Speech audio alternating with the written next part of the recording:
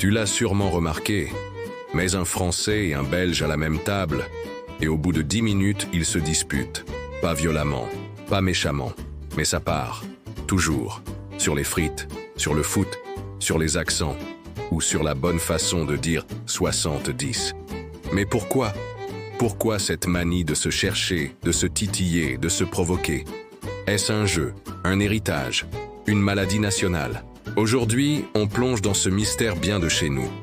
Pourquoi les Français et les Belges aiment autant se disputer? D'abord, parce que chez nous, la parole, c'est sacré. Côté français, c'est culturel. L'art de la rhétorique, c'est presque une religion. Du salon littéraire au dîner de famille, tout est prétexte à débattre. Et en Belgique, on est plus discret, mais pas moins bavard. Ici, c'est l'estaminet qui fait office d'arène. On y parle politique, météo, cyclisme. Et surtout, on s'envoie des piques. Avec humour, toujours. On ne le sait pas toujours, mais nos deux peuples partagent un héritage commun. La tradition oratoire européenne.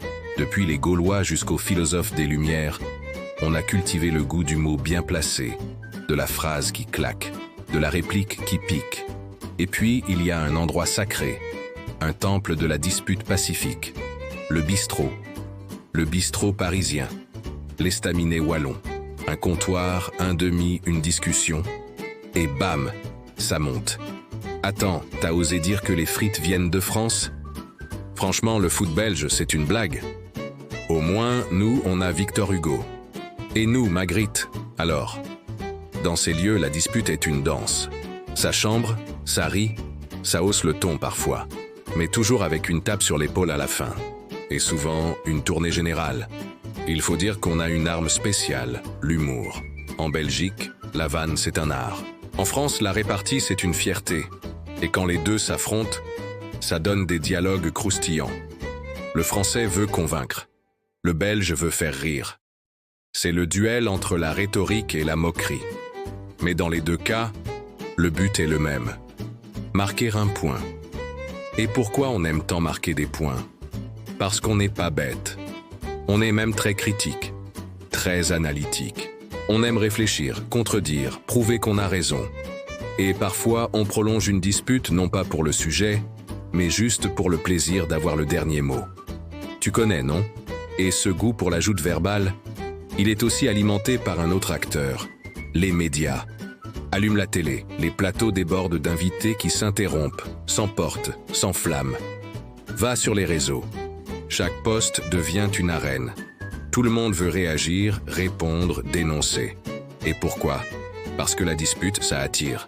Ça crée du clic, ça fait du spectacle. Alors on s'y met. Et parfois, on y prend goût.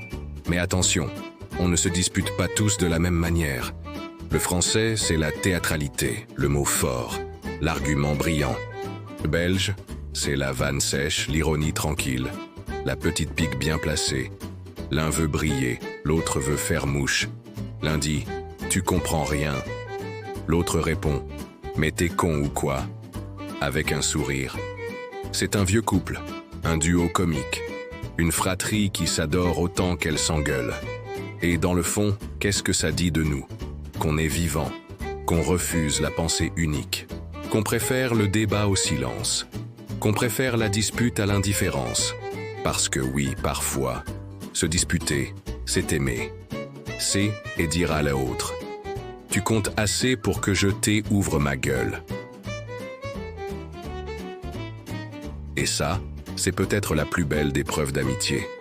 Alors maintenant, dis-moi, t'es plutôt du genre à argumenter jusqu'à l'os, ou à lâcher une vanne pour clore le débat en beauté? Dis-le en commentaire. Abonne-toi si tu veux d'autres vidéos comme celle-ci.